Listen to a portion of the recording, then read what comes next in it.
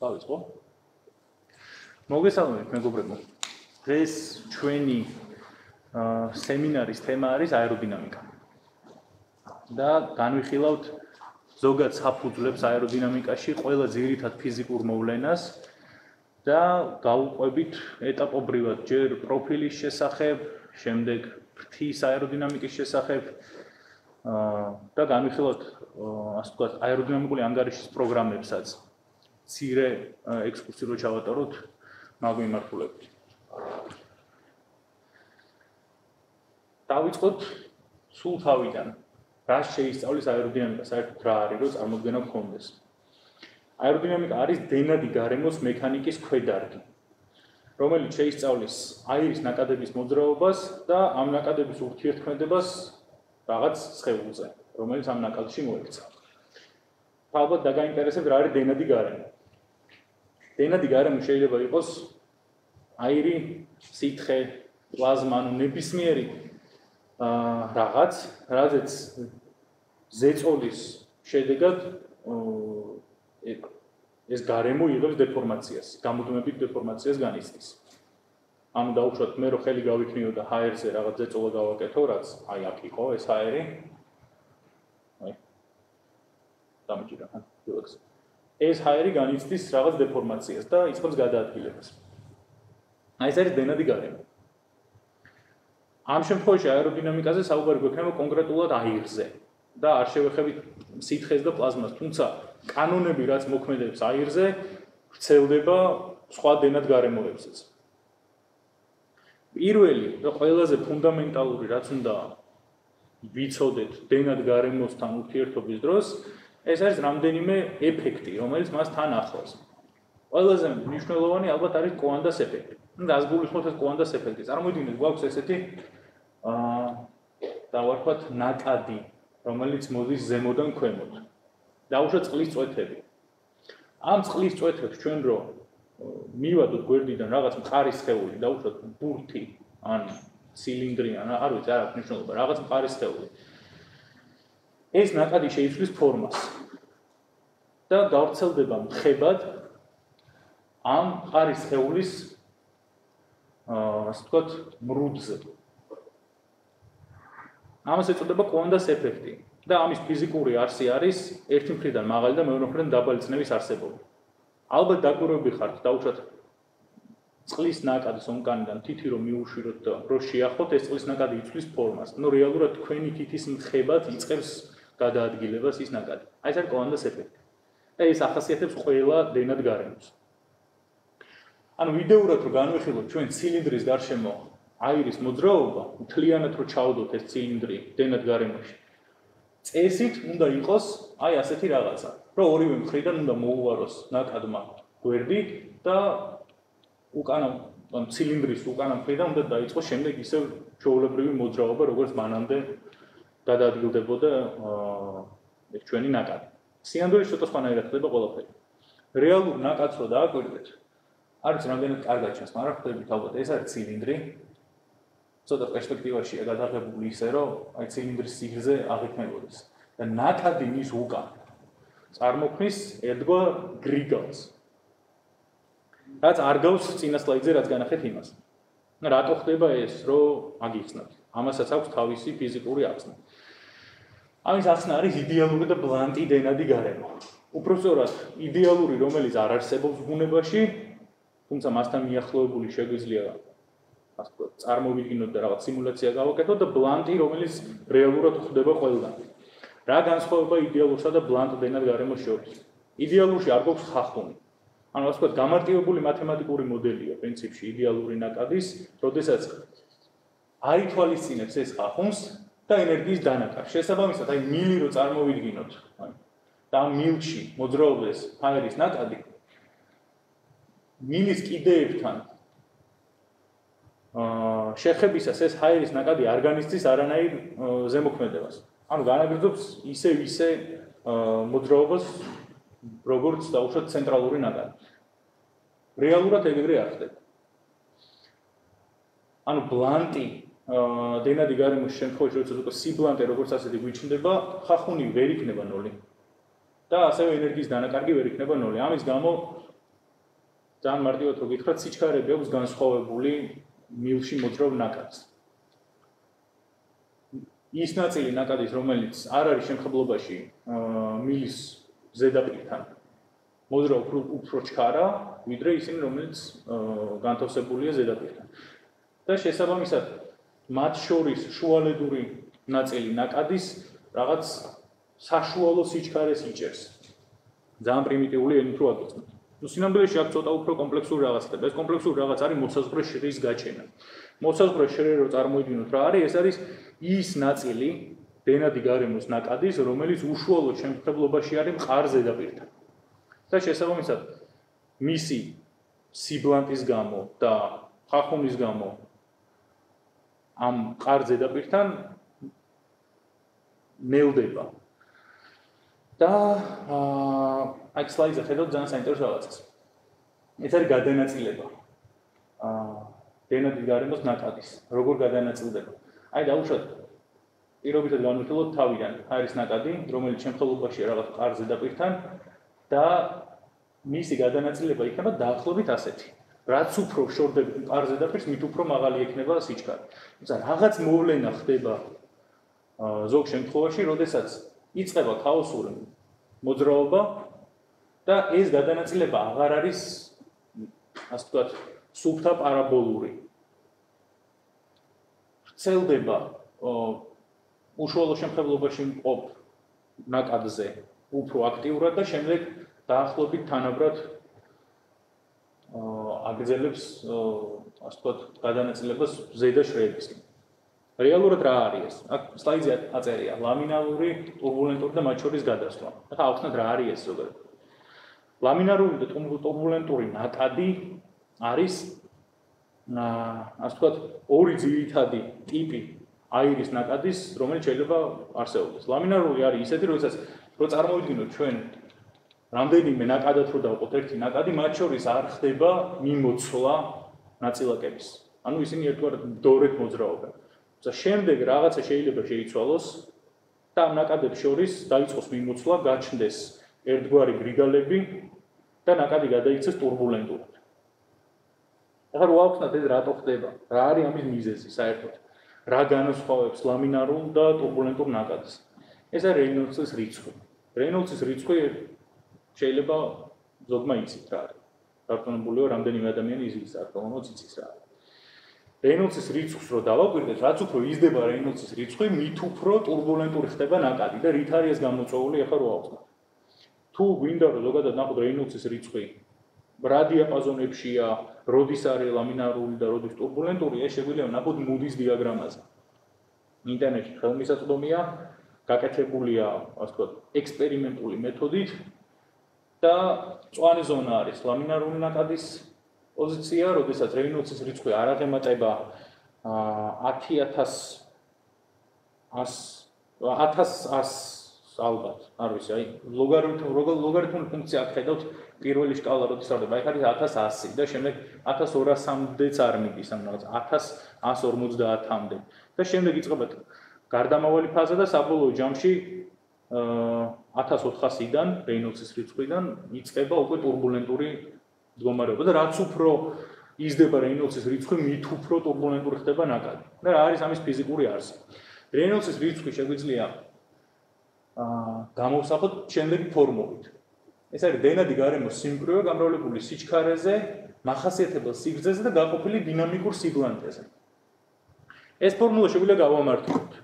და დინამიკური სიბლანტისა და დენადი გარემოს სიმკვრივის ფარდობა წარმოვიდგინოთ როგორც კინემატიკურ სიბლანტედ. ამ ეტაპზე არ არის აუცილებელი რომ დეტალურად გაიაზროთ ეს რას ნიშნავს. თუმცა გამარტივებული ფორმულიდან ერთი კარგი რაღაცა ჩანს. ზემოთ განტოლების ზედა მხარეს გვაქვს სულ ინერციული ძალები და ქვემოთ გვაქვს ბლანტი ძალები. ზოგადად დენადი გარემოსთვის არის დამახასიათებელი ეგეთი რამ, რომ ინერციული ძალები ნებისმიერ შემთხვევაში მეტია ბლანტ ძალებზე. წინააღმდეგ შემთხვევაში დენადი ვერ იქნება. თუმცა რამდენად მეტია ინერციული ძალები, ეგ განსაზღვრავს რამდენად ტურბულენტური იქნება თვითონ ეს დენადი გარემო მოძრაობისას. ალბათ ვერ მივხვდით რა არის მახასიათებელი სიგრძე. ან შეიძლება ზოგი მივხვდით. მახასიათებელი სიგრძე კონკრეტული გეომეტრიისთვის შეიძლება იყოს განსხვავებული. დაუშვათ ბურთისთვის ან ცილინდრისთვის ეს იქნება მისი დიამეტრი. ხოლო აეროდინამიკული პროფილისთვის ეს იქნება მისი ქორდა. შეიძლება ზოგიერთი ვერ მივხვდით რა არის აეროდინამიკული პროფილი და მისი ქორდა, თუმცა ამას შევეხები ოდნავ მოგვიანებით. ახლა განვიხილოთ ბურთიდან აეროდინამიკა, ასე ვთქვათ, ბურთის პერსპექტივიდან და ცილინდრის პერსპექტივიდან და ეტაპობრივად მივიდეთ აეროდინამიკულ პროფილამდე. პირველი რაც ახასიათებს ბურთს, ძალიან საინტერესოა მაგნუსის ეფექტი. ეხლა ამ ტიპმა ადგა და ჩააგდო ბურთი კაშხლიდან და ხედავთ რომ სადღაც იქვე დაეცა. მეორე ჩაგდების დროს ის ასე ვთქვათ უკუბრუნვას აძლევს. ბურთს რის შედეგადაც დააკვირდით რა მოდის. იწყებს ასე ვთქვათ რაღაცა მანძილის გაფრენას ეს ბურთი და ვარდება ბევრად უფრო შორს ვიდრე უბრალოდ ჩავარდნილი ბურთი. მაგნუსის ეფექტს იწვევს თვითონ ამ ბრუნავი ბურთის ურთიერთქმედება აირის ნაკადთან.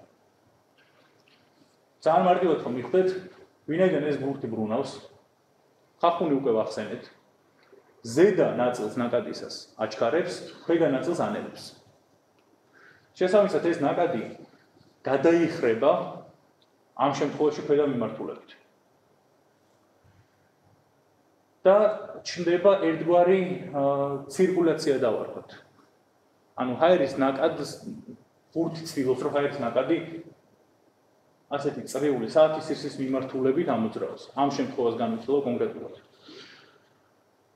შესაბამისად ჰაერის ნაკადის გადახდის ხარჯზე წარმოიქმნება რაღაც ძალა ქვემოთ მიმართული და ნიუტონის მესამე კანონი თუ გახსოვთ, მიხვდებით რომ ბურთმაც რაღაც საწინააღმდეგო ძალა უნდა მიიღოს და ეს არის ამწევი ძალა, სწორედაც რომ.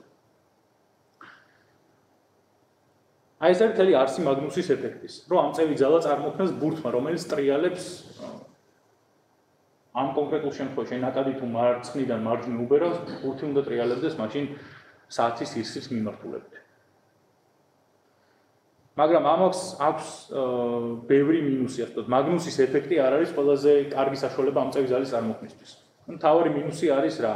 ეს არის მცირე ამწევი ძალა და ძალიან მაღალი წინაყოფა. იმის გამო რომ ბურთი არ არის იდეალური სხეული აირის გარშემოდენის დროს.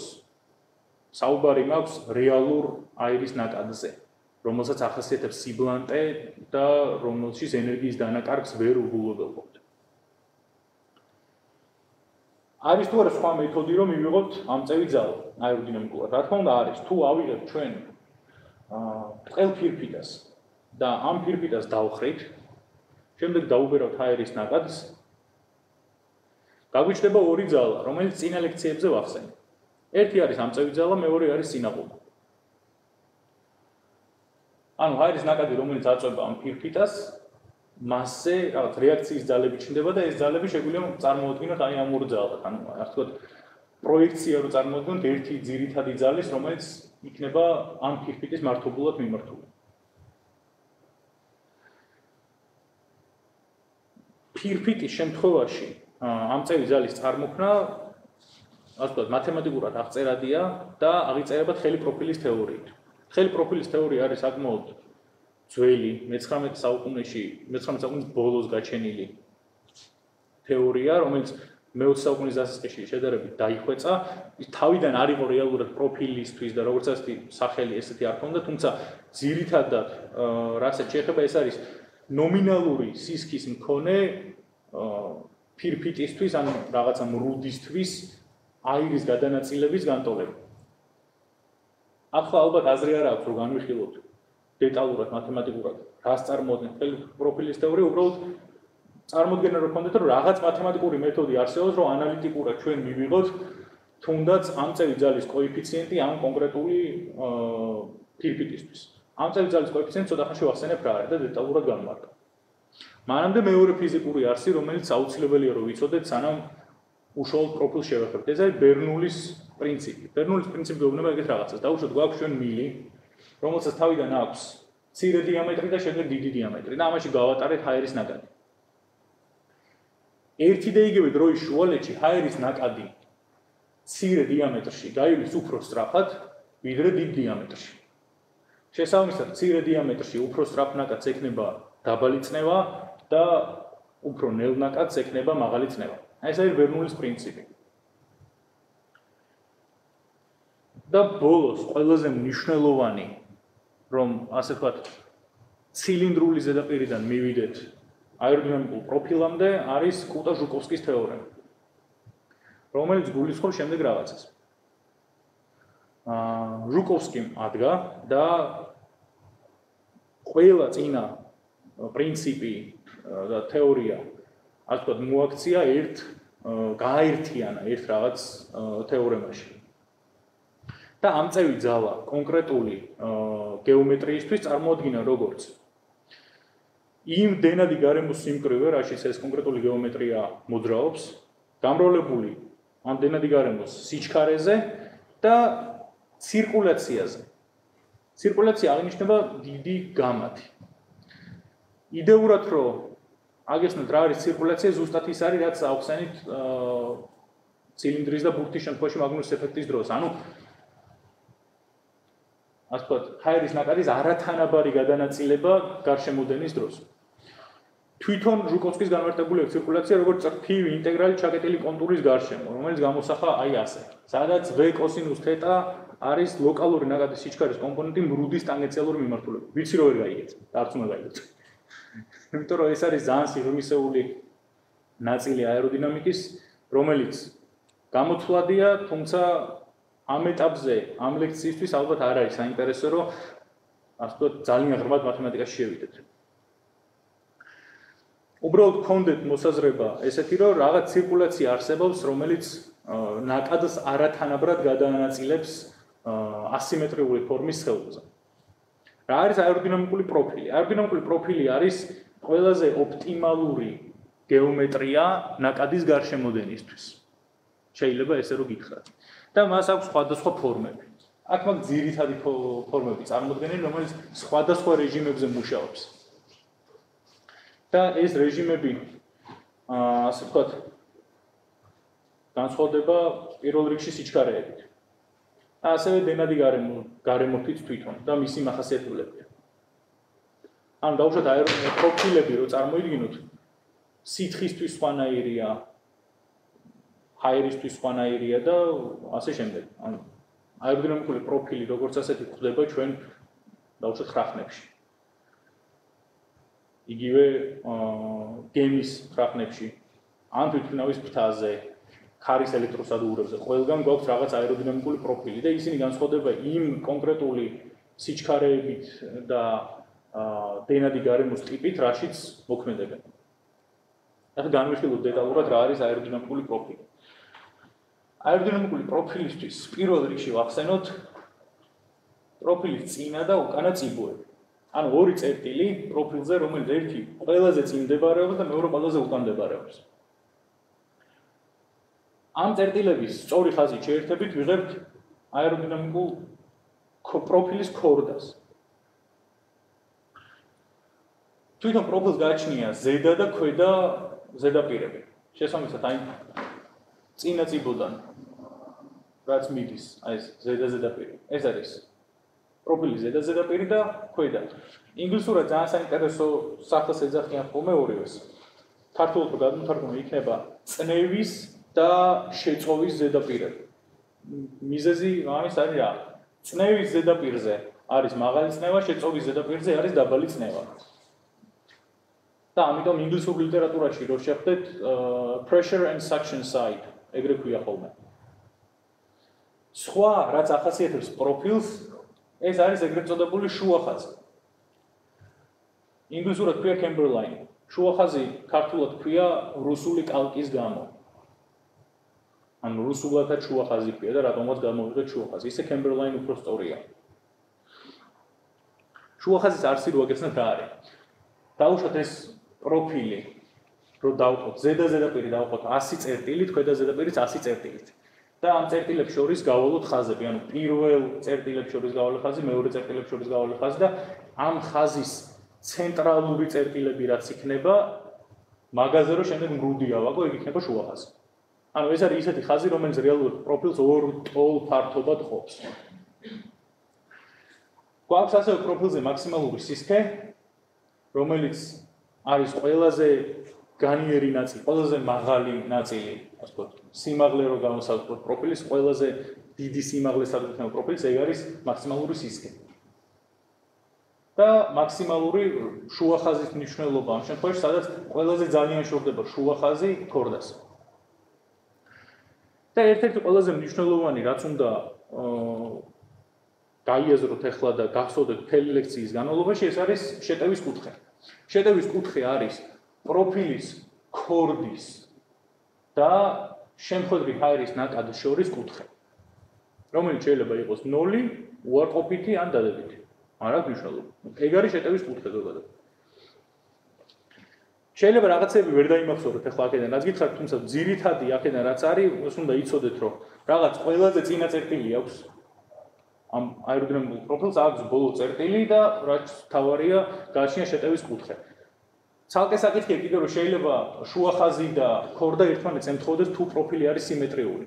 ანუ მისი ზედა და ქვედა ზედაპირები თუ ერთმანეთის ტოლია, მაშინ შუახაზი და ქორდა ერთმანეთს ემთხვევა.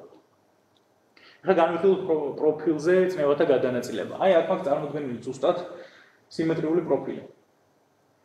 ჰაერის ნაკადის შემხებლობისას ამ პროფილთან აი ხედავთ წინა ნაწილში პატარა გაწითლებულ მხარეს.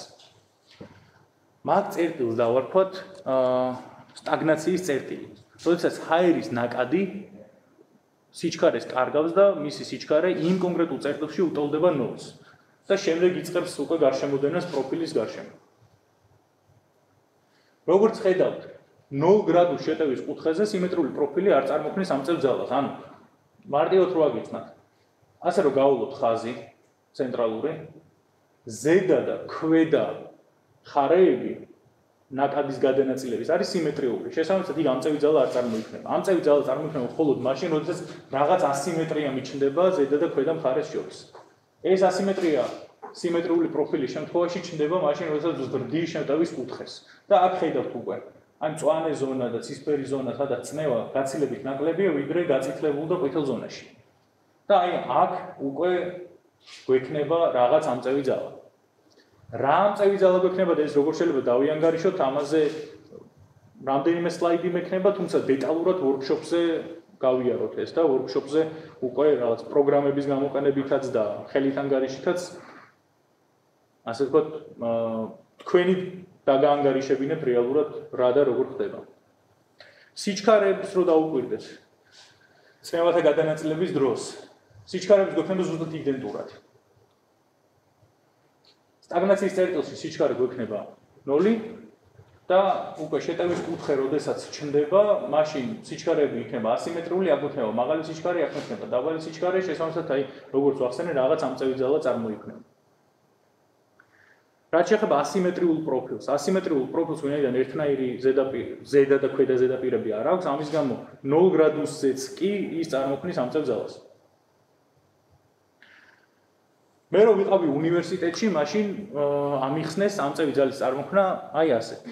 რომ წარმოვიდგინოთ ორი ნაწილაკი, რომელიც მოძრაობს ერთდროულად. დავუშვათ ზედა ნაწილაკი და ქვედა ნაწილაკი.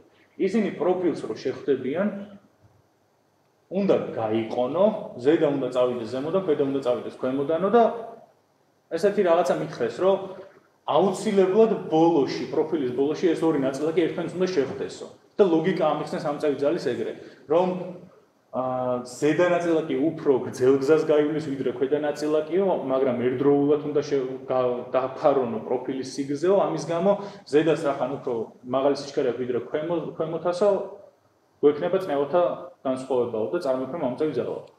ეს არის სრული სისულელე, რო იცოდეთ. ვინმე თუ ესე აგიხსნათ ამწევი ძალის წარმოქმნა, მას არ დაუჯეროთ. იმიტომ რომ ზედა და ქვედა ნაწილაკი ერთმანეთს არ შეხვდება. პროფილის ზემოთ მოძრავი ჰაერის ნაკადი ბევრად უფრო ჩქარა მოძრაობს ვიდრე ქვედა მხარეს. და ამის ილუსტრაციას მოვახდენ ესეთი პატარა ანიმაციით. აი ხედავთ შავ სეგმენტს, რომელიც აი ამან დაიწყო აჩქარება ამ ნაწილაკმა და ქვედა გაცილებით უფრო ნელა მოძრაობს. რეალურად პროფილის მიერ ამწევი ძალის წარმოქმნის ყველაზე საუკეთესო განმარტება არის ზუსტად ის ცირკულაცია, რომელიც ჟუკოვსკიმ ჩამოაყალიბა.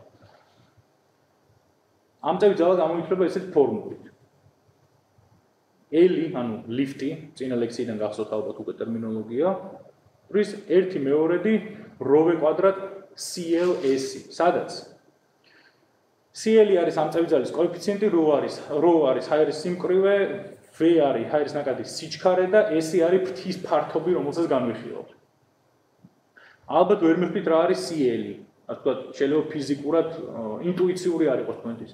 CL არის კოეფიციენტი ყველანაირი განზომილების გარეშე. აი კონკრეტულად ამ პროფილისთვის, ამ შეტევის კუთხეზე გამოთვლილი რამდენი ექნება მას რაღაც კოეფიციენტი ამწევი ძალის წარმოსაქმნელად. ანუ თუ შემიძლია მე შეტევის კუთხე ან თუ შევცვლი პროფილ CL უნდა შეიცვალოს. კიდევ შეგვხვდება ჩვენ ორი კოეფიციენტი დღევანდელ ლექციაზე და ამ ყველა კოეფიციენტს რეალურად ანგარიშობენ ექსპერიმენტალურად ან ცირკულაციის თეორიით შესაძლებელია მათი გამოთვლა მათემატიკური მიახლოებით.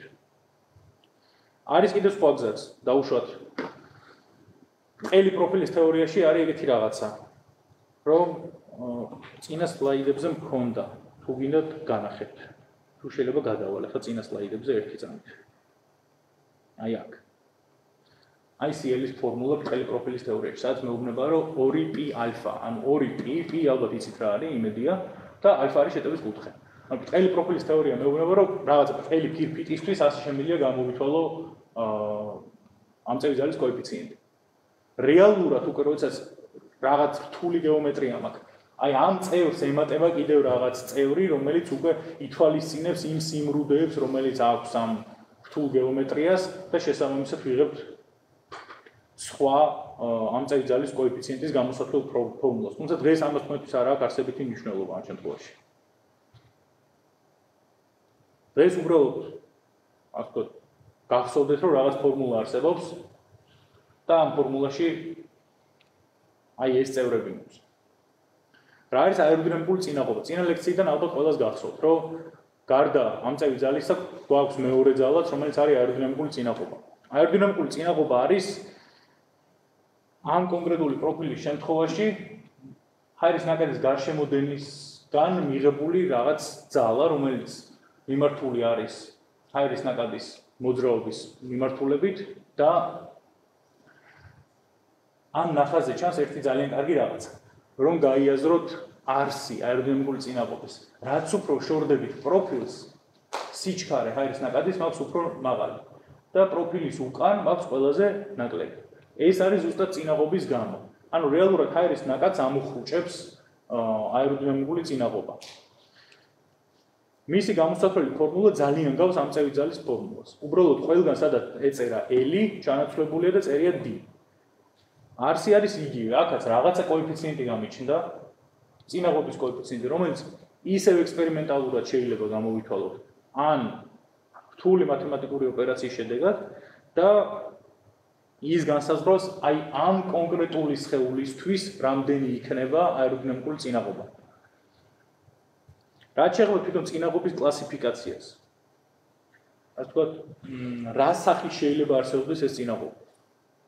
წინაღობა დამოკიდებული არის პირველ რიგში თვითონ ობიექტის გეომეტრიაზე და ძირითადად იყოფა ორ ნაწილად. ეს არის ფორმის შედეგად მიღებული წინაღობა და ხახუნის შედეგად მიღებული. ანუ პირობითად თუ განვიხილავთ ჩვენ ყელ ფირფიტას ისევ, რომელიც 0 გრადუსის შეტევის კუთხეზე დგას. მას თითქმის არ ექნება ფორმის შედეგად მიღებული წინაღობა. ანუ იმდენად მცირეა მისი სისქე, რომ ჰაერის ნაკადი მას რო ეჯახება, შუბლა პროექციიდან მას არ აქვს რაღაცა სისქე, რომ იქ ჰაერის ნაკადი დაამოხრუჭოს საგრძნობლად. შესაბამისად, მთლიანად ყელი ფირფიტისთვის 0 გრადუსზე პარაზიტული წინაღობა, რომელიც ჩვენ რაღაც წინაღობას გვიქმნის ჰაერის ნაკადში მოძრაობის დროს, წარმოიქმნება ხახუნის შედეგად. ანუ აი ამ ყელი ფირფიტის ზედაპირზე ჰაერის ნაკადის გადაადგილებისას ხახუნის შედეგად. განსხვავებული შემთხვევა გვექნება აეროდინამიკური პროფილის დროს, სადაც უკვე რაღაც სისქე მივანიჭეთ პროფილს, შესაბამისად რაღაც წილი წაიღო ფორმის შედეგად წარმოქმნილმა წინაღობამ და უფრო ნაკლები წაიღო ხახუნის შედეგად იმის გამო, რომ უფრო ოპტიმალური ზედაპირი აქვს ჰაერის ნაკადის გადაადგილებისას აეროდინამიკულ პროფილს. ამ გვაქვს ბურთი, სადაც ბურთზე პირიქით შუბლა წინაღობა, ასე ვთქვათ, ფორმის შედეგად მიღებული, ბევრად უფრო მეტი იქნება, ვიდრე ხახუნის შედეგად. და საბოლოო ვარიანტი გვაქვს უკვე ისევ ბრტყელი ფირფიტა, ოღონდ დაყენებული 90 გრადუსით, რომელსაც ძალიან დიდი ფართობი აქვს ჰაერისნაკადი მასა ეხეთქება, შესაბამისად თითქმის 10%-ს წარმოქმნის ფორმის შედეგად წინაღობას. შეგვიძლია ესე განვიხილოთ, დავუშვათ ფირფიტას, როცა ვახსენებ დღევანდელ ლექციაზე, ყველა ფირფიტა იგულისხმება, რომ არის ნომინალური სიგრძის მქონე, სისქის მქონე, ანუ მას არ აქვს სისქე. რაღაც თეორიული ფირფიტა შევქმნათ, რომელსაც 0 აქვს სისქე. რეალობაში ეგეთი არ არსებობს. ან ფურცელიც რო ავიღოთ, ფურცელსაც რაღაც სისქე ხო აქვს. რაღაც მილიმეტრის მეათედი, ან 50 მეათედი, არ ვიცი რამდენია. მაგრამ რაღაცა სისქე აუცილებლად გქონდეს. ჩვენ შემთხვევაში დღევანდელ ლექციაზე ყველა ფირფიტას არ ქონდეს სისქე საერთოდ. და უფრო მარტივი იქნება, რომ გაიაზროთ, რას ნიშნავს განსხვავება 0 გრადუსზე და 90 გრადუსზე დაყენებულ ფირფიტას შორის. ეს არის სხვა სურათი, სადაც კარგად არის ილუსტრირებული ბრტყელი ფირფიტის შემთხვევაში როგორ წარმოიქმნება, ანუ რა აგრეგალება ხდება და ეს წინაღობა როგორია, რატო არის უფრო მეტი, ბურთის შემთხვევაში რატო არის უფრო ნაკლები და ბურთიდან შემდეგ დაახლოებით აეროდინამიკული პროფილის ფორმამდე რატომ მივიდნენ, რატო გახდა ის ოპტიმალური. მთელი არსი არის ჰაერის ნაკადის მდორედ გადაადგილება ამ რაღაც სპეციალურად შექმნილი გეომეტრიის გარშემო. და ეს გეომეტრია არის აეროდინამიკული პროფილი. არსებობს კიდევ სხვა სახის წინაღობები. ერთი არის ინდუქციული წინაღობა, მეორე არის ტალღური. თუმცა ამებს შევეხები ცოტა უფრო მოგვიანებით ლექციის მეორე ნაწილში. დეტალურად გავიაროთ, რატომ წარმოიქმნება და ასე ვთქვათ, რა ფიზიკურ გავლენას ახდენს მოძრაობის დროს აეროდინამიკულ პროფილზე და თვითონ საფრენ-აპარატზე. ეხლა განვიხილოთ წნევათა ცენტრი. პროფილზე ძირითადი პარამეტრები გითხარით, თუმცა არის კიდევ ერთი ძალიან მნიშვნელოვანი, კიდევ ერთი გვექნება, მაგრამ ეს არის ძალიან მნიშვნელოვანი პარამეტრი, სადაც ყველა ძალები არის მოდებული. ანუ შეგვიძლია ჩვენ რაღაც ძირითადი რეაქციის ძალის პროექცია მოვახდინოთ x და y ღერძებზე, შესაბამისად მივიღოთ ამწევი ძალა, აეროდინამიკული წინაღობა და მათი გადაკვეთა იქნება წნევათა ცენტრი. ეს წნევათა ცენტრი შეტევის კუთხის ცვლილებისას გადაადგილდება პროფილის ქორდაზე. ქორდის გასწვრივ უბრალოდ.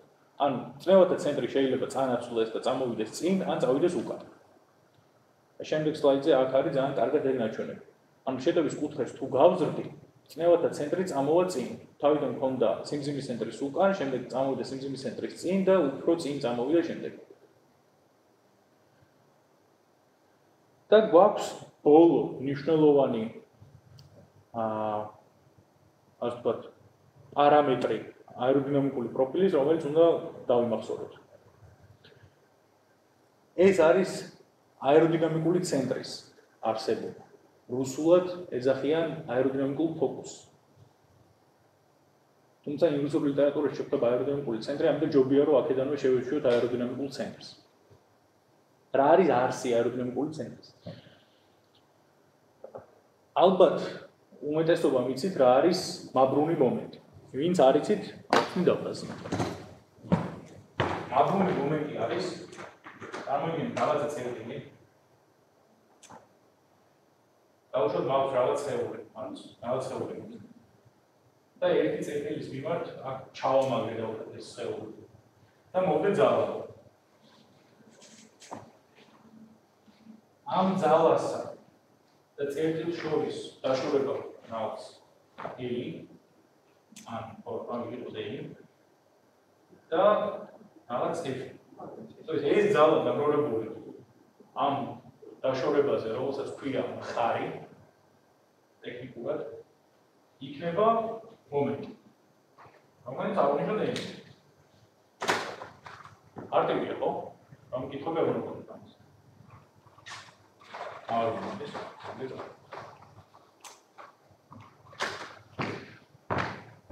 იგივე ხდება ზუსტად აეროდინამიკული პროფილის შემთხვევაშიც. წნევათა ცენტრზე მაქვს მოდებული მეძალები, რომლებიც გადაადგილდება და შესაბამისად რაღაც მაბრუნ მომენტს წარმომიქმნის სხვადასხვა წერტილების მიმართ, ან პროფილის ჩამაგრების წერტილის მიმართ. თუმცა პროფილზე მაქვს ერთი წერტილი, რომლის მიმართაც ეს მაბრუნი მომენტი არასდროს არ შეიცვლება. აი ამ ერთ წერტილს ქვია აეროდინამიკური ცენტრი.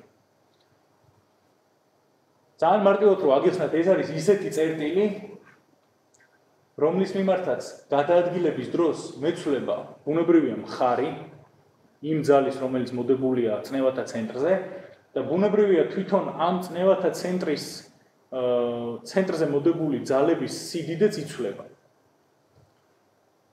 ანუ წნევათა ცენტრის გადაადგილებისას პირობითად ამწევი ძალა რო განვიხილოთ, დაბალ გრადუს შეტევის კუთხეზე უფრო ნაკლებია და შეტევის კუთხის გაზრდისას იზრდება ამწევი ძალა. შესაბამისად, ელი გამრავლებული DR-ზე აქ ესე აღნიშნული, მე ცოტა ცუდად აღნიშნე, მაგრამ არ აუშავს. იდეას ვხვდებით. ანუ ძალა გამრავლებული იმ მანძილზე, რაც არის დაშორებული აეროდინამიკური ცენტრიდან და მეორე შემთხვევაში უფრო დიდი ძალა გამრავლებული უფრო მცირე მანძილზე, მათი ნამრავლები ერთმანეთის ტოლია. შესაბამისად, M გამოდის ერთი და იგივე აეროდინამიკური ცენტრის შემთხვევაში. ეს მაბრუნი მომენტი გამოიცვლება ესეთი ფორმულით. სადაც შემოტანილია კოეფიციენტი და დამატებულია L რეფერენსი, ანუ სიგრძე, მახასიათებელი სიგრძე უკვე ვახსენეთ. ერთ-ერთ სლაიდზე. მახასიათებელი სიგრძე ამ შემთხვევაში იქნება ქორდა აეროდინამიკური.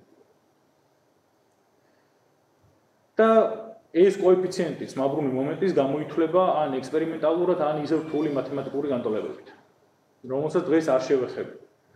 ძირითად ფორმულებს გაძლევთ, ასე ვთქვათ, იდეური არსი რომ მიხვდეთ რა არის კონკრეტული მოვლენის უკან. ეხლა კი შეგვიძლია ცოტა ხანი შევიცვალოთ. 1-10 წუთი. იმიტომ რომ წყალი უნდა ძალიან.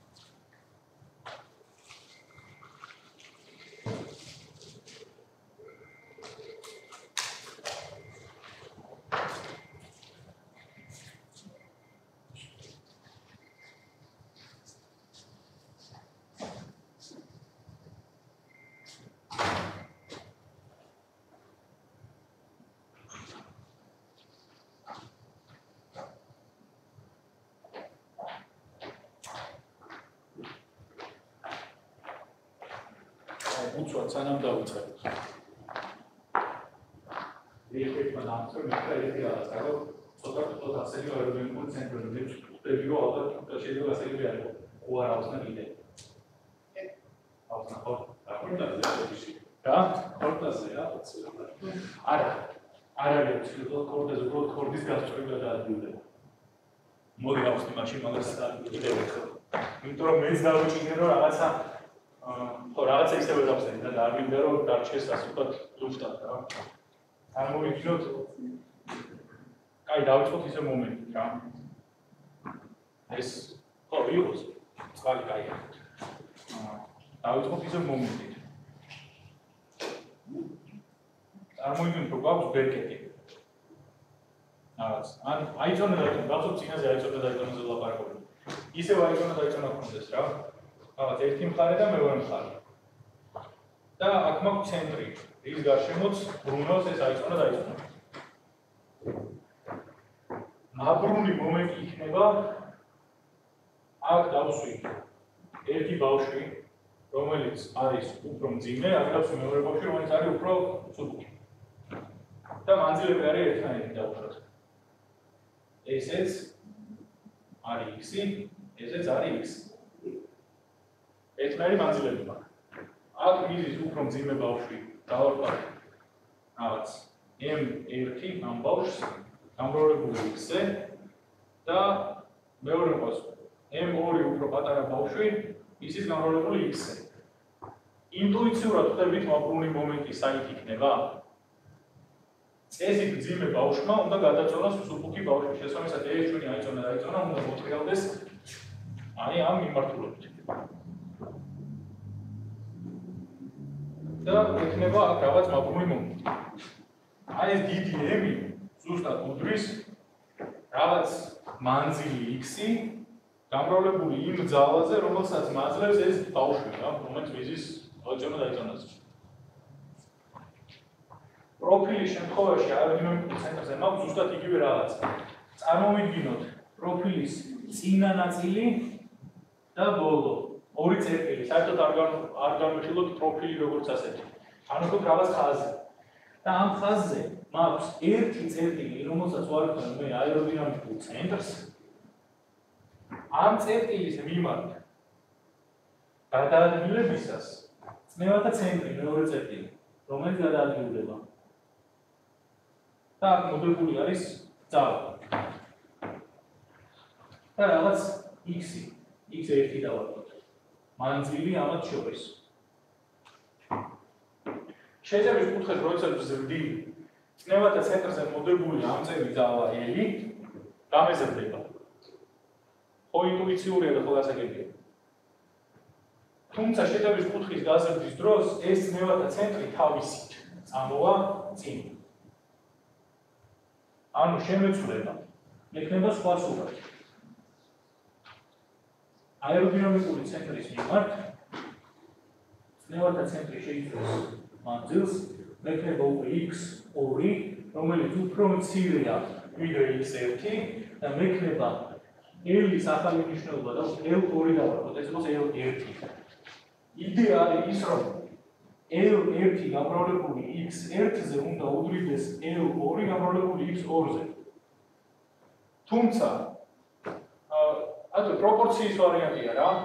L გამეზარდა x-ი შემიმცირდა. და მათი გამრავლი დარჩა იგივე. ანუ მომენტი, მაბრუნი მომენტი, რომელიც იყო აი ამ წერტილის გარშემო, დამრჩა იგივე აქაც. მიუხედავად იმისა, რომ სიგრძე მეცვლება და აი ამ სიგრძის ცვლილებას აბალანსებს ამწევი ძალის ზრდა. ეხლა ხო გასაგებია. თუ არ არის მითხარით.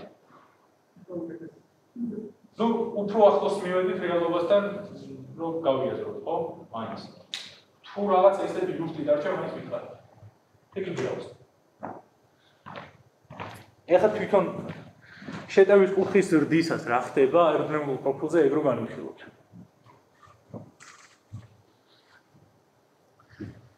აქ გვაქვს ნაჩვენები ვიდეოში სიმულაცია. შეტევის კუთხის ზრდისას რა მოსდის სიმეტრიულ პროფილს.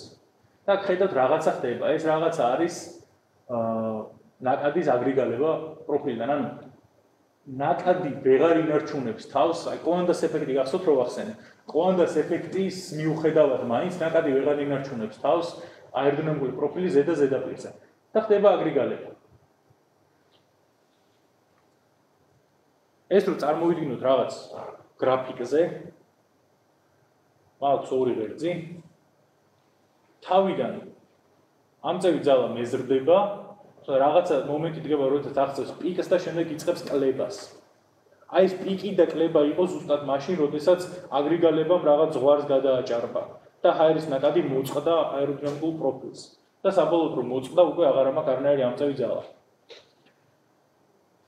თავარი რაც მეცვლება პარამეტრი შეტევის კუთხის ზრდისას, ეს არის ამწევი ძალის კოეფიციენტი, რომელიც როგორც გითხარით, სხვადასხვა ფორმაზე არის განსხვავებული.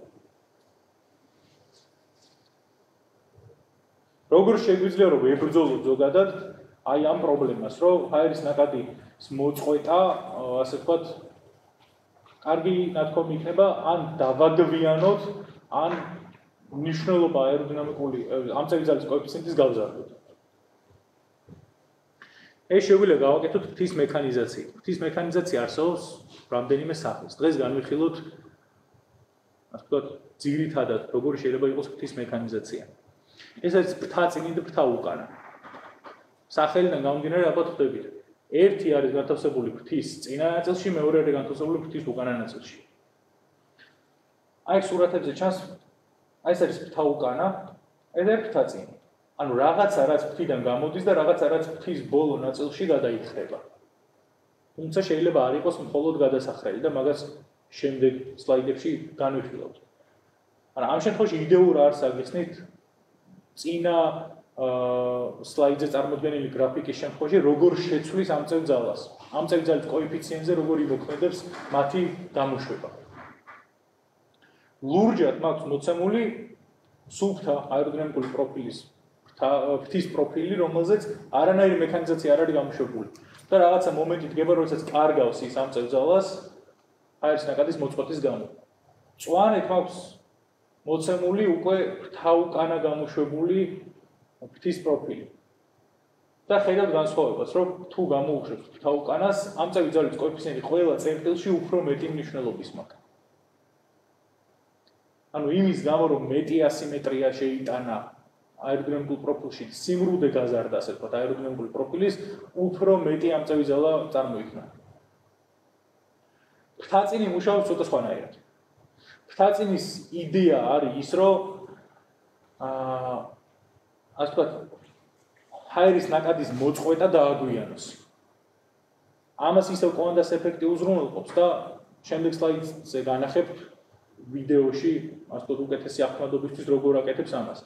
მაგრამ ამ სლაიდისთვის უბრალოდ იცოდეთ, რომ აგვიანებს ჰაერის ნაკადის მოწყვეტას. და შესაბამისად ორივეს თუ გამოუშვებს ფრთა, მექნება მეტი ამწევი ძალა და ჰაერის ნაკადის მოწყვეტის წერტილიც გადაიწევს უფრო გვიან, უფრო მაღალ შეტევის კუთხეზე.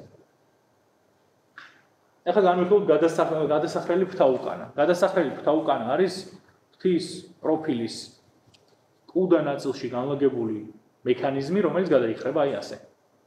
და გადახრის დროს წარმოქმნის უფრო მეტ ასიმეტრიას, ვიდრე წარმოქმნიდა ჩვეულებრივი ფრთის პროფილი. მეტი სიმრუდე აქვს უკვე ამ პროფილს და ამის გამო ამწევ ძალას წარმოქმნის მეტი. არსებობს სხვა ვარიანტიც ფრთაუკანის. და სხვა ვარიანტი არის, არა, ჯერ ამას განახებთ, კიდე დაიჩავსო ესა. 0 გრადუს შეტევის კუთხის შემთხვევაში. ანუ მიუხედავად იმისა, რომ პროფილი სიმეტრიულია, 0 გრადუსზე მაინც წარმოქმნის ამწევ ძალას. იმის გამო, რომ უკვე ჰაერის ნაკადის შემოდინება ასიმეტრიულად ხდება პროფილის გარშემო. სხვა სახის ფრთაუკანა შეიძლება იყოს ჩამოსაშვები. აი ხედავთ, ფირფიტა არის პატარა ჩამოწეული და განსხვავება რომ ნახოთ, აი ეს არის გადასახრელი და აი ეს არის ჩამოსაშვები. განსხვავებას ხვდებით ხო ვიზუალურად? აი. რა? აი ხდება. ხო. და მინუსი დაუშვათ ამის იმასთან შედარებით. არის ის, რომ ეს წარმოქმნის მეტ წინაღობას. შესაძლებელი იყოს გამოსაშვები ფრთა უკანა. გამოსაშვები ფრთა უკანა მუშაობს ცოტა სხვანაირად. რომ შევადაროთ ისევ გადასახრელს. ახლა აქ მაქვს რაღაცა რეჩო, სადაც აირის ნაკადი შედის და გამოედინება ზედაპირზე. ეხლა წესით უნდა იყოს გადასახრელიც ნაჩვენები. კი, აი აქ ეგ არ აქვს. კოანდას ეფექტი ალბათ გახსოვთ პირველი სლაიდები. აი ზუსტად კოანდას ეფექტის გამო აქ რო აირის ნაკადი შემოდის, ეს აირის ნაკადი ცდილობს, რომ ზემოთ განლაგებული აირის ნაკადი ისევ ასე ვთქვათ, მოიწოვოს ამ ზედაპირისკენ. ხა ალბათ ზოგიერთს დაგებადოთ ლოგიკური აზრი, რომ რა შეიძლება იგივე გავაკეთოთ ფრთის წინა ნაწილშიც. აი ზუსტად ეგ არის ფრთაწინი.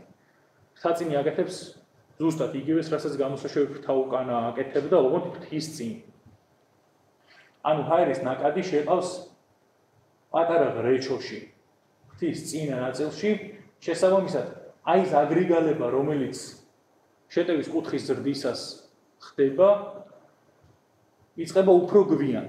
აი განსხვავება რომ ნახოთ შეკეცილი ფრთაწინის დროს აგრიგალება და აირის ნაკადის გადადინება როგორ ხდება და როდესაც გამოუშვებს ამ ნაკადის ამ ღრეჩოში შესვლისას რა მოსდის ფრთის ზემოდან მოძრავ აირის ნაკადს.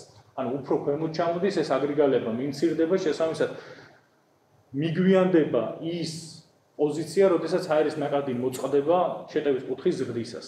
ეს არის ფრთაწინის მთელი არსი. რაც შეეხება ფრთის აეროდინამიკას. რასაც განვიხილავდით აქამდე, აბსოლუტურად ყველაფერი იყო უსასრულოდ გრძელი ფრთისთვის. რეალურად ფრთა უსასრულოდ გრძელი ვერ იქნება, მას ექნება რაღაც ბოლოები, მარჯვნივ და მარცხნივ.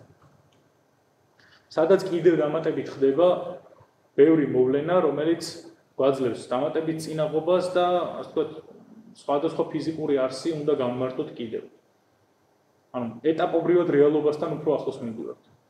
ფრთის აეროდინამიკაში ყველაზე მნიშვნელოვანი რაც უნდა ვიცოდეთ, არის ამწევი ხაზის თეორია.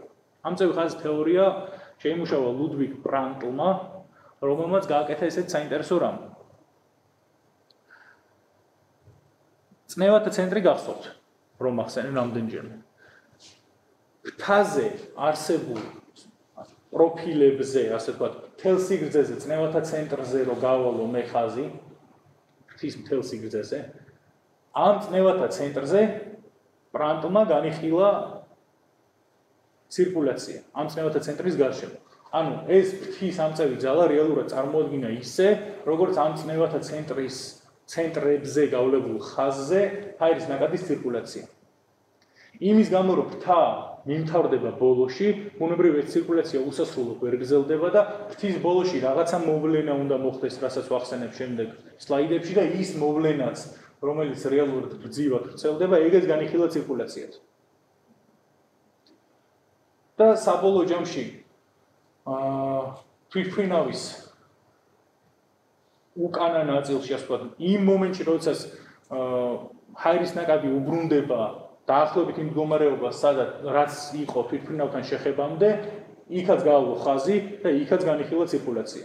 ეს არის ძალიან პრიმიტიული ენით თუ აგიხსნათ ამწევი ხაზის თეორია. ოღონდ აქ არის ერთი პრობლემა. ამწევი ძალა ფრთაზე არ არის გადანაწილებული ისე, როგორც ამ სლაიდში მაქვს ნაჩვენები. უბრალოდ აი ასეთი ფრთაზე არ იქნება ეგრე გადანაწილებული. ყველა გეომეტრიის ფრთაზე მექნება სხვანაირი ამწევი ძალის გადანაწილება. თუ ესეც გათვალისწინებული ამწევი ხაზის თეორიაში. წინა ლექციაზე ალბათ გახსოვთ, რომ ახსენე ოვალური, ელიფსური ფრთა და სწორი ფრთა. ნუ სხვა ფორმებიც კი ტრაპეციული კიდე რამდენიმე ვახსენე. და მაშინ გითხარით, რომ ელიფსური ფრთა არის ყველაზე ოპტიმალური ამწევი ძალის წარმოქმნისთვის თქო. მთელი იდეა ზუსტი ეგ არის, რომ ელიფსური ფრთა ამწევ ძალას წარმოქმნის აი ასეთი პროფილი, то есть მთელი ფრთის გასწვრივ ამწევი ძალის კოეფიციენტი მაქვს ყველგან ერთნაირი. და მაგით განსხვავდება სწორი ფრთისგან. სწორი ფრთაზე ამწევი ძალის გადანაწილება არ არის ერთნაირი. ერთი ფაქტი კიდევ რაც უნდა ასე ვთქვათ, სამომავლოდ დავიმახსოვროთ, არის ამწევი ძალის დაკარგვა ფრთაზე. რა მოსდის შეტევის კუთხის ზრდისას რეალურ ფრთას. სხვადასხვა გეომეტრიის დროს აგრიგალება ფრთაზე იწყება სხვადასხვა ადგილიდან. სწორ ფრთაზე ცენტრალური მხრიდან და ვრცელდება მარჯვნივ მარცხნივ ელიფსურზე თითქმის ერთნაირად და ასე შემდეგ სხვადასხვა გეომეტრიებზე სხვადასხვა მხრიდან იწყება. ეს უბრალოდ ზოგადი წარმოდგენისთვის, იმიტომ რომ სამომავლოდ ლექციებზე დაგჭირდება რომ ეს იცოთ, იქ კიდევ უფრო დეტალურად ავხსნით, თუმცა აქ მაინც წინასწარო შეგიქმნათ რაღაც წარმოდგენა. რაც შეეხება გრიგალის წარმოქმნას ფრთაზე. ვახსენე უკვე რომ პრანტლის ამწევი ხაზის თეორიაში ფრთის ბოლოში რაღაცა მოვლენა ხდება, რომელიც მან ისევ ცირკულაციით აღწერა. გრიგალის წარმოქმნა ფიზიკური არსი, მისი რატომ ხორციელდება ეს არის მაღალი და დაბალი წნევის არსებობა, ფრთის ქვემოთ მაღალი წნევა, ფრთის ზემოთ დაბალი წნევა. შესაბამისად, ფრთის ბოლოში აი ეს მაღალი წნევა ცდილობს რომ გადავიდეს ფრთის ზედა ნაწილზე, სადაც დაბალი წნევაა. ესეც ალბათ ინტუიციურად გასაგებია, ხო? მაღალი წნევის არიდან ცდილობს რომ წნევა გადავიდეს დაბალი წნევის არეში, უბრალოდ ნაკადი გადავიდეს დაბალი წნევის არეში. ეს წარმოქმნის ზუსტად გრიგალს. მარცხენა მხარეს ხედავთ რომ არის გრიგალი, რომელიც აი ქვემოდან ზემოთ გადაადგილდება ჰაერის ნაკადი. ანუ მარჯვენა მხარესაც იგივე. როგორ შეგვიძლია ამას ვებრძოლოთ? ფრთის ბოლოვანი, ინგლისურად ქვია ვინგლეთი. რომელიც არის ასე ვთქვათ, პატარა დანამატი ფრთაზე, ფრთის ბოლოში, რომელიც ხელს უშლის აი გრიგალის წარმოქმნას. ხელს უშლის როგორ? რეალურად ამცირებს ამ გრიგალს. აი აქ კარგად არის ილუსტრირებული. თუ არა მაქვს ვინგლეთი, გრიგალი მაგასილებით უფრო დიდი, ვიდრე ვინგლეთის შემთხვევაში. რომ ასე ვთქვათ, ეფარება იმ მომენტს, როდესაც ქვედა ზედაპირიდან ფრთის ზემოთ უნდა გადავიდეს ნაკადი. ეს ფრთის ბოლოვანი შეიძლება იყოს სხვადასხვა ფორმის. ძალიან ბევრი ფორმის არსებობს და ამ შემთხვევაში არ აქვს მნიშვნელობა დეტალურად განვიხილოთ, უბრალოდ სხვადასხვა ფორმა კონკრეტული სიჩქარისთვის და კონკრეტული საფრენი აპარატისთვის არის ოპტიმალური იმ კონკრეტული ფრთისთვის. რა ხდება სიჩქარის ზრდისას? აქ კიდევ ერთი მოვლენა გვაქვს აეროდინამიკაში ძალიან მნიშვნელოვანი, რომელიც სიჩქარის ზრდისას შეგვხვდება.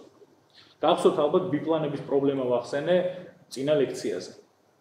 და ვთქვი რომ ბიპლანები მოდიდან გადავიდათ, ხო, რაღაცის გამო. წინაზე იყო თუ პირველ ლექციაზე იყო, არ მახსოვს. წინაზე იყო. ხო, ბიპლანები გადავიდა მოდიდან რაღაცის გამო და რეალურად ჩათვალეს რომ არაოპტიმალურია რაღაც მოვლენის გამო. ეს მოვლენა არის აეროდინამიკური ინტერფერენცია. ანუ წარმოიდგინეთ რომ აქვს ორი ფრთა, ზედა და ქვედა.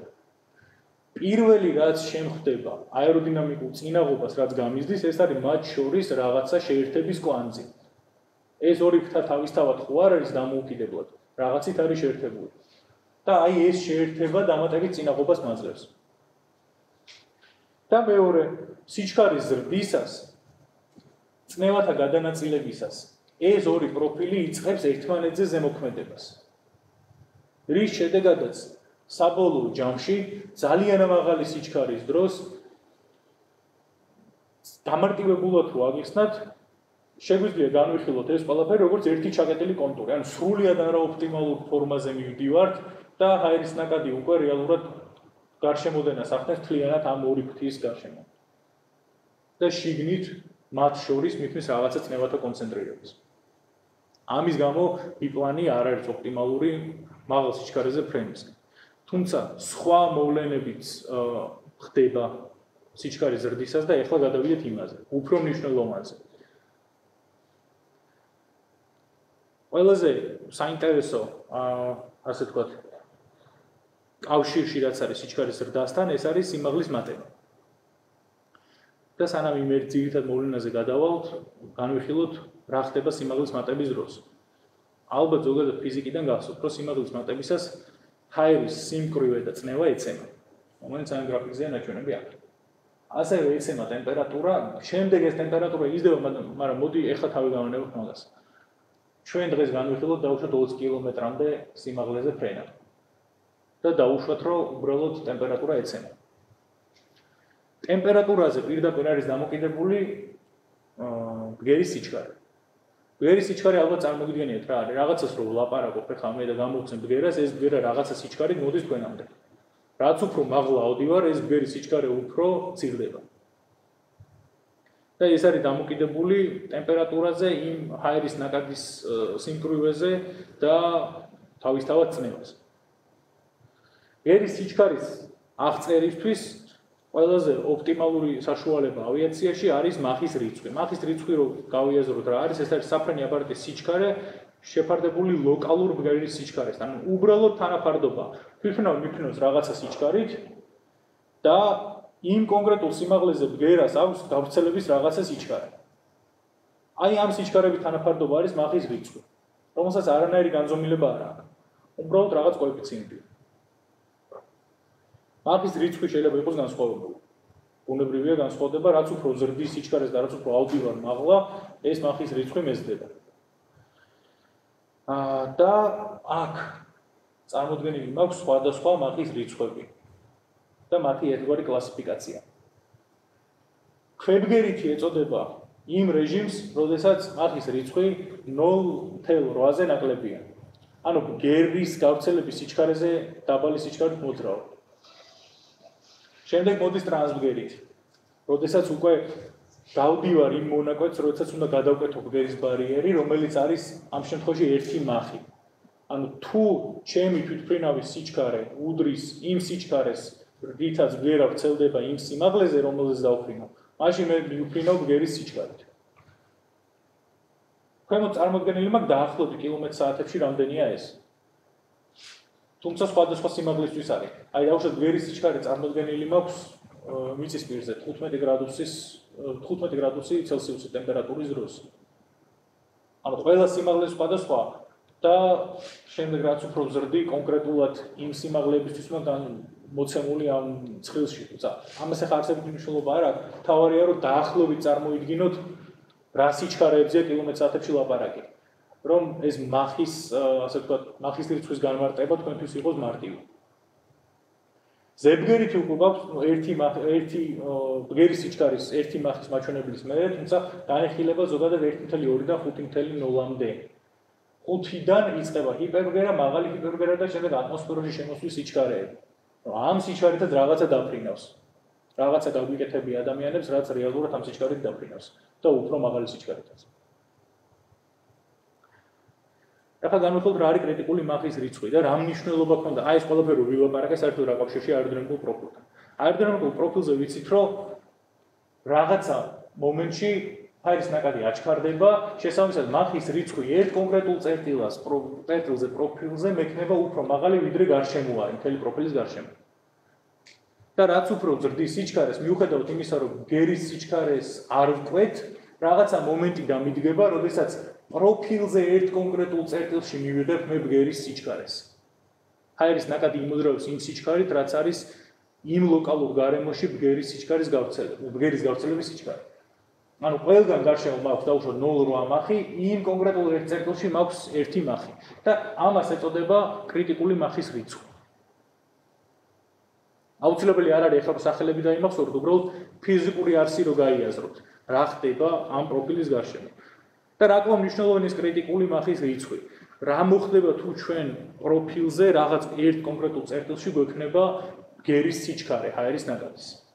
როგორც კი კიდევ უფრო გავზდით სიჩქარეს, მოხდება შემდეგი რაღაცა. პროფილზე წარმოიქმნება შემჭიდროების ნაკადი. და რას ეწოდება ეს შემჭიდროების ნაკადი? ახლა აქ ანიმაციაზე, უბრალოდ ანიმაცია არ არის, რეალური აეროდინამიკური მილის გამოცდიდან არის ამოღებული კადრები. სადაც ხედავთ, რომ იზრდება სიჩქარე, შესაბამისად წნევათა გადანაწილება მეცვლება და სიჩქარის მატებისას მაშინ, როდესაც ვაღწევ რაღაც წერტილზე ბგერის სიჩქარეს, მიჩნდება ერთი ადგილი, სადღაც პროფილის ზედაპირზე, სადაც წარმოიქმნება ერთგვარი კედელი დავარქვათ, დაუშვათ. ანუ აი ამ ერთ წერტილზე, სადაც მახის რიცხვი მაქვს 1 სტოლი, სიჩქარეს კიდევ უფრო თუ გავზრდი, აქ წარმოიქმნება ერთი ასეთი უცნაური კედელი. ახლა ამ კედელს განვართავ. აი აქ ლოკალურად მაქვს მახის რიცხვი 1-ზე მეტი. ყველგან გარშემო მახის რიცხვი მექნება 1-ზე ნაკლები. შესაბამისად, უფრო მაღალი სიჩქარით გადაადგილებისას, ვიდრე ბგერის სიჩქარეა, გერითი ტალღები დაიწყებენ გავრცელებას აი ამ კედლის მიმართ. ან პირობითად რომ წარმოვიდგინოთ, აი კარგად არის ამ ვიდეოზე ილუსტრირებული ეგ თითქოს როგორ აღიწყათ ბოლოდან მოდიან ეს ბგერის ტალღები და ვერ ეწევიან აი ამ კედელს. ასე რომ მიბჯენა ხდება ბევრი ტალღის აი ამ ერთ კედელზე, რაც რეალურად შეგვიძლია წარმოვიდგინოთ როგორც ესკალატორზე გადაადგილება საწინააღმდეგო მხარეს. ეხლა მაგასაც ვაჩვენებ ვიდეოზე. აი ხა. ანუ გადაადგილდებიან ასე, ამ კონკრეტული კედელზე მიბჯენა ხდება, რაც რეალურად გავს თითქოს ესკალატორზე საწინააღმდეგო მხარეს მივდივართ, ოღონდ ვერ ვეწევით იმ ერთ წერტილს, რისკენაც მივდივართ. შესაბამისად ამ მიბჯენის გამო გვიჩნდება წნევათა კონცენტრაცია ერთ კონკრეტულ წერტილზე რაღაცა კედლის სახით და რეალური გამოცდისას აი ასეთი კედელი წარმოიქმნება წნევათა კონცენტრაციის აეროდინამიკური პროფილის ზედაპირზე, რომელიც გვიქმნის დამატებით აეროდინამიკულ წინაღობას. ეს იყო ყველაზე კრიტიკული მომენტი ბგერის ბარიერის გადაკვეთისთვის. სულ პირველ ლექციაზე ვახსენებ ბგერის ბარიერის გადაკვეთის პრობლემა ავიაციის ისტორიაზე. და აი ზუსტად ეს მოვლენა იყო, რომ ჩნდება ესეთი შემჭიდროების ნაკადი ფრთის პროფილზეც და საფრენი აპარატის სხვადასხვა ლოკაციებზეც. ეს ლოკაციები შეიძლება დავისწავლოთ ფრთა, ფრთასხმულობა და კაბინის მიდამო არეები. როგორ შეიძლება ვიბრძოლოთ ამ შემჭიდროების ნაკადს? არსებობს ერთი ძალიან კარგი გზა, რასაც მიმართეს ავიაციაში და რამაც საავიაციო კონსტრუქციები და აეროდინამიკური სქემები ძალიან შეცვალა. თვითონ ბგერის ტალღა ვრცელდება, აქ რო ნახოთ სლაიდზე, დაახლოებით ესე, სტატიკურ პოზიციაში. როდესაც მე რაღაცა ბგერას გამოვცემ, ეს ბგერის ტალღა ვრცელდება ჩემგან, შორდება, ასე ვთქვათ, თუ მე ვიწყებ მოძრაობას ქვებგერითი სიჩქარით, ერთ კონკრეტულ მხარეს, საითაც მოძრაობ, იქ მაქვს შემჭიდროება, თუმცა ვერ ვცდები მე ბგერის ტალღის გავრცელებას, ბგერის ბარიერის გადაკვეთისას, როდესაც ბგერის სიჩქარით მოძრაობ, მაშინ აი ზუსტად ის კედელი წარმომექმნება აქ, ზებგერითი სიჩქარით თუ მოძრაობ, მაშინ მე ვასწრებ მაგ კედელს და ჰიპერბგერითის შემთხვევაში საერთოდ უცნაური რაღაცა ხდება, ძალიან ვასწრებ იმ ბგერის გავრცელებას. და რა გზას მიმართეს, რომ აი ეს ბგერის ბარიერის გადაკვეთა შესაძლებელი გამხდარიყო რეალური საფრენი აპარატებისთვის. შემოიღეს ფრთის ისრისებურება, რომელიც არსებობს სხვადასხვა სახის. შეიძლება იყოს სტანდარტული ფრთის ისრისებურება, დადებითი კუთხით, შეიძლება იყოს ცვალებადი, აი ხედავთ ერთ-ერთ თვითონს, რომელიც ფრენის დროს იცვლის ფრთის ისრისებურებას და შეიძლება იყოს უარყოფითი ფრთის ისრისებურება. როდესაც ფრთა მიმართული არის წინ. ამებზე ახლა დეტალურად საუბარს არ ვაპირებ, თუმცა პრინციპული იდეა არის ეგ, რომ ასე ვთქვათ, შემჭიდროების ნაკადი რეალურად გადააგდოს რამენაირად ისე შეამციროს აეროდინამიკური წინაღობა იმის ხარჯზე, რომ გაზარდა ფრთის ისრისებურობა. ახლა ალბათ საინტერესოა საერთოდ სად იკვლევენ ამ აეროდინამიკას. ვინ არის ის ხალხი, ის მეცნიერები, ვინც იკვლევს ამ აეროდინამიკას და ამ ყველა მოვლენას. ძირითადად ეს არის კვლევითი ინსტიტუტები. მაგალითად, სამი ყველაზე საინტერესო და ყველაზე მსხვილი კვლევითი ცენტრი ეს არის NASA, CAGI და ONERA. NASA არის ამერიკული, CAGI არის რუსული და ONERA არის ფრანგული. მათ უნდათ რაღაც აეროდინამიკური მილები, სადაც სხვადასხვა სხეულების დაბერვას ახდენენ, ან სხვადასხვა საფრენი აპარატების, ფრთის პროფილების და ასე შემდეგ და ექსპერიმენტალურად იღებენ რაღაც კონკრეტულ მონაცემებს, კონკრეტული გეომეტრიების შესახებ.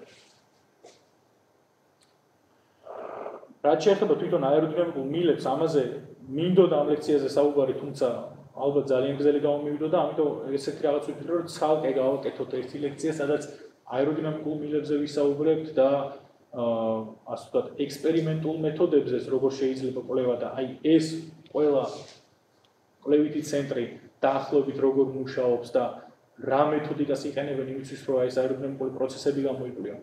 და ასევე არაექსპერიმენტულ რიცხვის მეთოდებზეც ვისაუბრებთ. თვითონ პროგრამულ პაკეტებს რაც შეეხება, რითაც ხდება აეროდინამიკური ანგარიში. პროგრამული პაკეტები ეფუძნება აბსოლუტურად ყველა პროგრამული პაკეტი ეფუძნება ერთ მეთოდიკას. ეს არის CFD, ინგლისურად Computational Fluid Dynamics, ანუ გამოთვლითი დენადი გარემოს დინამიკა. ეს არის მათემატიკური მოდელი, რითაც შესაძლებელია დენადი გარემოს პირობებში დინამიკური სხვადასხვა ამოცანების ამოხსნა გარკვეულ მიახლოებაში. შეიძლება კარგად ვერ გაიგეთ რა არის, უბრალოდ ასე ვთქვათ, მათემატიკური მოდელია, რითაც შეგვიძლია რომ ჩვენ ეს დენადი გარემო ავღწეროთ. პროგრამულად CFD-ის გამოყენება ხდება სხვადასხვა პროგრამებში. და არსებობს ძალიან ბევრი პროგრამა, რომელიც ამას იყენებს, თუმცა სამი ყველაზე გავრცელებული, მე რაც შემხედრია და რასაც სხვადასხვა ინდუსტრიები ხმარობენ, არის XFL5, ANSYS Fluent და Dassault Simulink, ეს ყველაზე ახალი რაღაცაა და ძალიან საინტერესოა. იდეა ამათი არის ოდნავ განსხვავებული, დაუშვათ XFL5 მუშაობს უფრო სხვანაირად, ვიდრე ეს ორი. თუმცა ამაზე ახლა სიღრმისეულად არ გავამახვილებ ყურადღებას. უბრალოდ მათ მცირედი განსხვავებული მოქმედების პრინციპები აქვთ და შესაბამისად კონკრეტული რეჟიმებისთვის და კონკრეტული სიჩქარეებისთვის რომელიღაცა მათგანი უფრო ოპტიმალურია. ოპტიმალურში გულისხმობ რას? დაუშვათ პირობითად თქვათ, რომ XFL5 არის ყველაზე არაზუსტი გამოთვლის დროს. თუმცა დაბალი სიჩქარეებისას, რომელსაც მე ბევრი რთული პროცესი არ მაქვს, XFL5 საკმაოდ ზუსტ შედეგს მაძლევს, რის გამოც ოპტიმალურია რომ ის გამოვიყენო. რაც შეეხება სხვა პროგრამებს, რომლებიც გაცილებით უფრო ზუსტ შედეგებს მაძლევენ. ისინი ძვირია, გამოსაყენებლად უფრო რთულია, შესაბამისად მარტივი ამოცანის გადასაჭრელად შეიძლება არ იყოს ოპტიმალური.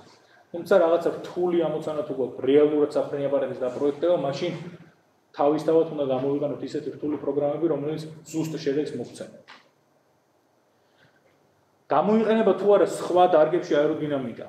და რა თქმა უნდა კი.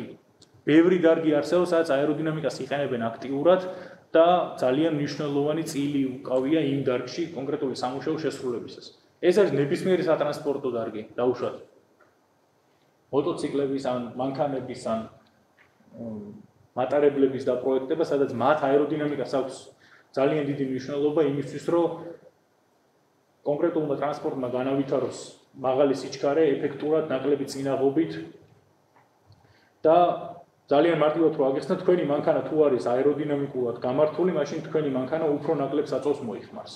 ეს არის მთელი აზრი. და ასევე სხვა დარგი ძალიან საინტერესოა აეროდინამიკას გამოიყენება, ეს არის არქიტექტურა. არქიტექტურაში ალბათ შეხვედრილ ხართ ზოგჯერ სახლებს, სადაც რაღაცა კონკრეტული კუთხიდან რომ მიუდგეთ, ქარი ძალიან გიბერავთ. და ზოგჯერ აუტანელიც არის ხოლმე. აი მაგ ნაკადების ოპტიმიზაციისთვის და ასე ვთქვათ, ეფექტური დიზაინის შექმნისთვის გამოიყენება არქიტექტურაში აეროდინამიკური მეთოდები.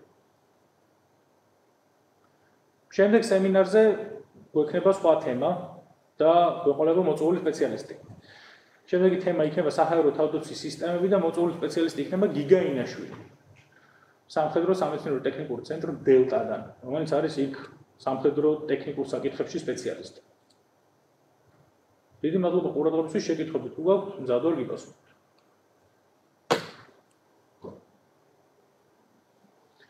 გამოვშვით.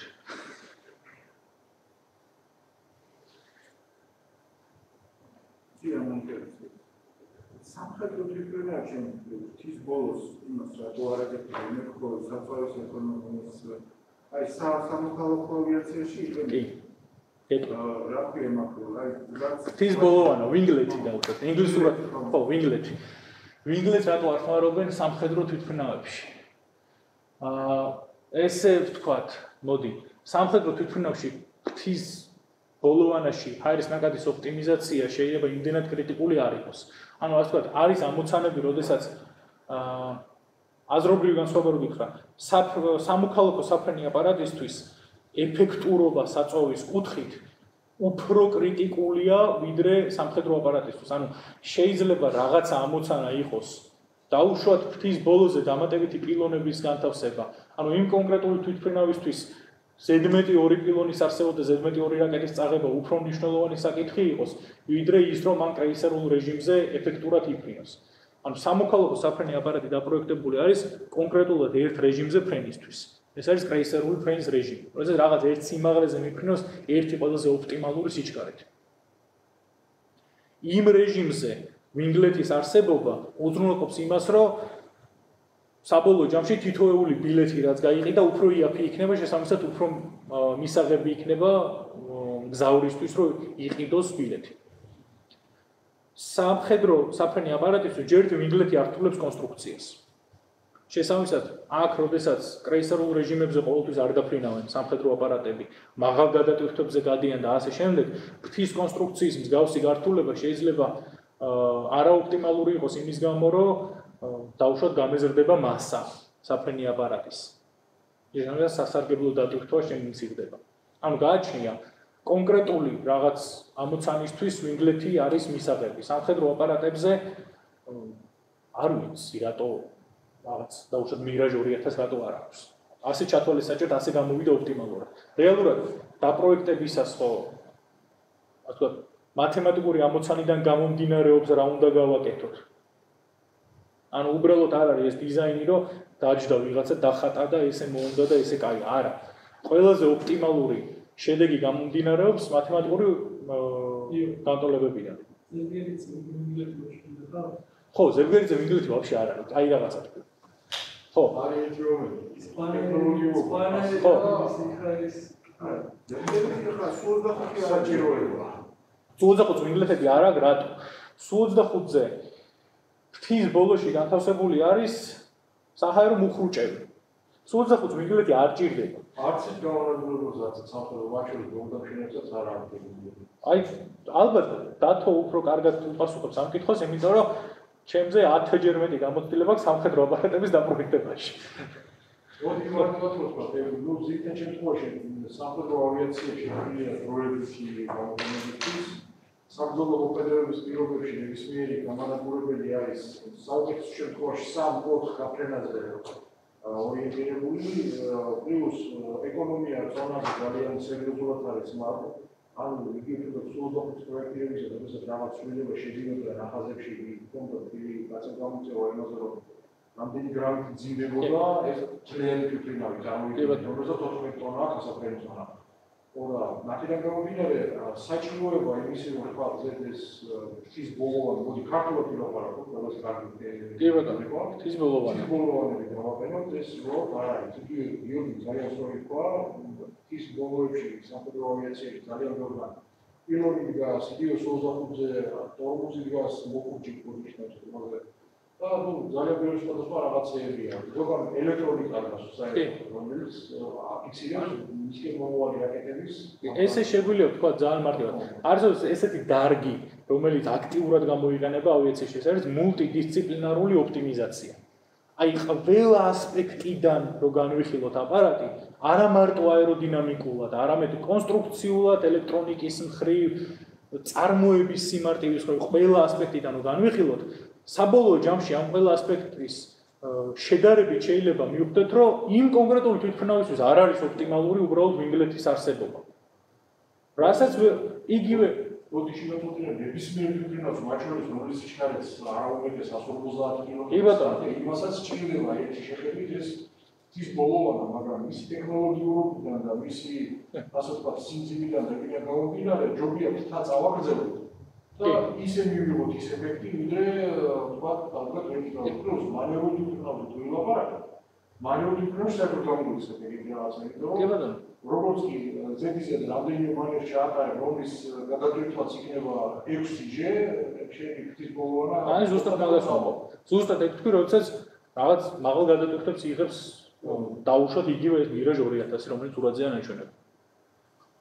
შეიძლება კიდე ორი კითხვა მაქვს ერთი მოკლე ანუ იმაზე ტერმინოლოგიაზე რაღაც ბოლოვანა დაიქვი ის მექანიზაციაზე რო ვამბობ ის მე ვიცი ელერონის და ელერონის პარამია ელერონს განმარტავ დეტალურად შეიძლება მე არ განმარტოს ხომ განმარტოს მართვადობის ლექცია როდესაც გვექნება ანუ ეს ორგანოები რაც დღეს მახსენეთ არც ერთი არ არის თვითმფრინავის მართვისთვის ელერონი არის თვითმფრინავის მართვისთვის და საერთოდ სხვა თემაა და ამიტომ გამოდის და რაღაცა უკან ფთაზე ანუ ეგ არის ფთაწი ელერონი არის იმისთვის რომ თვითმფრინავს გააკეთებინო დაგვერდება და განლაგებულია ფრთის ბოლოში ბოლო ნაწილში ძირითადად მანდაც არის გამონაკლისები თუმცა ეს რაც ვახსენეთ დღეს ეს ელერონი არ არის ხო წინა ლექციას ავესწრებოდი და არ ვიცი, აი მე რა მაინტერესებდა ის სამკუთხა აი რომელიც მიგაშდა და ძალიან შეიძლება იყენებს მიერები.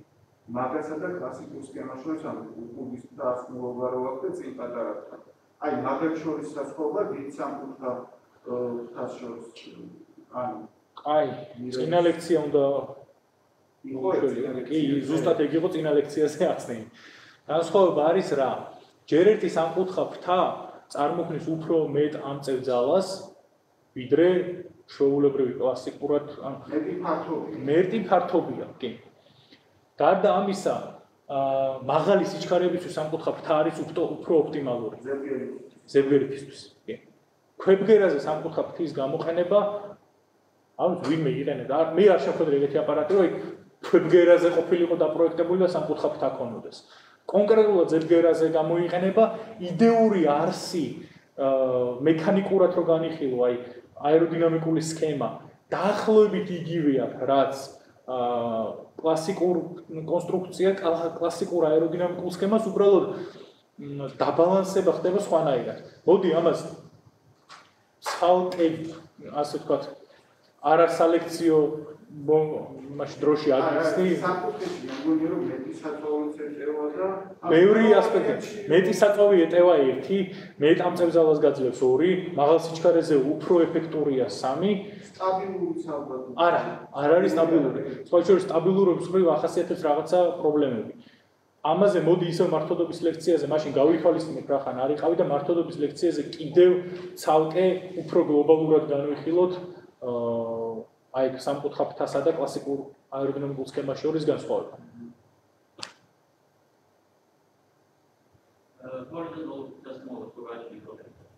მომებრია. არა. აი, გეტყვი, პროფილი გააჩნია რაღაცა. შეიძლება ეს არ იყოს ყველაზე ოპტიმალური აეროდინამიკური პროფილი. ანუ შეიძლება ნახოთ თვითფრინავი, რომელსაც ჰორიზონტალურ დასხმულობაზე პროფილი აქვს რაღაც. პროფილი ქვია მაგასაც უბრალოდ ის არ არის რაც განახება. ანუ შეიძლება არ ქონდეს რაღაცა ესეთ სიმეტრიული პროფილის მსგავსი ფორმა და იყოს უბრალოდ პირპიტა, რომელსაც ბოლოები აქვს მონგოლებული. ესეთ პროფილია ოღონდ ის არა რაც გითხარი რა. თქვა ბიზნეს კონტროლის მაგალითად მაგალითად დაზღვარი ზემოდან.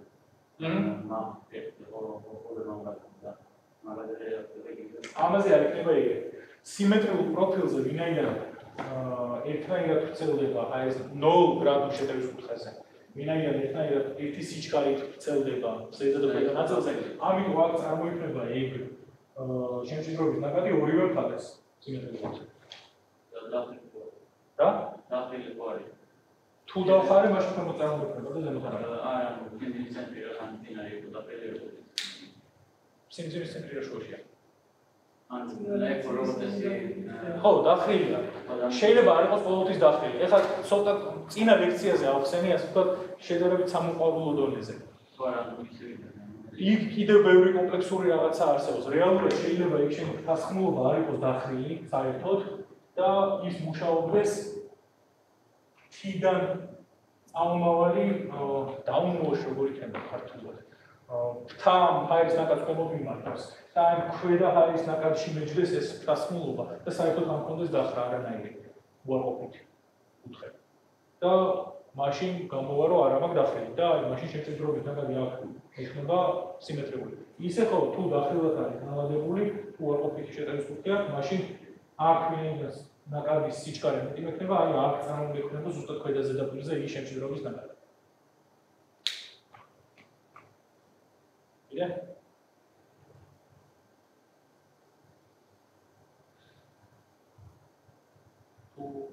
თუ არა გასკითხავდი, მაშინ შეგვიძლია სტრიმით შოუმფრენზე ცალკე უნდა ჩავატაროთ ლექცია და ძალიან დიდი სურვილი მაქვს, რომ შოუმფრენის სპეციალისტი მოვიყვანო და მე არ ვილაპარაკო მაგაზე. თუმცა იქ იდეურად იგივეა. ანუ იგივე პრინციპები მუშაობს. უბრალოდ მექანიკური სქემა არის განსხვავება და ამ განსხვავებული სქემის გამო სხვა მოვლენები ჩნდება. დამატებითი მოვლენები და სხვანაირი პრინციპით მუშაობს ეს ყველაფერი. ოდნავ განსხვავდება.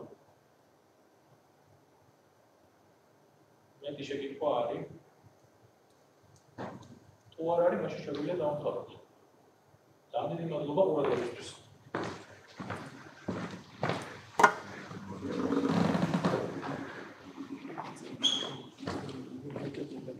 How's it? Winglet, winglet,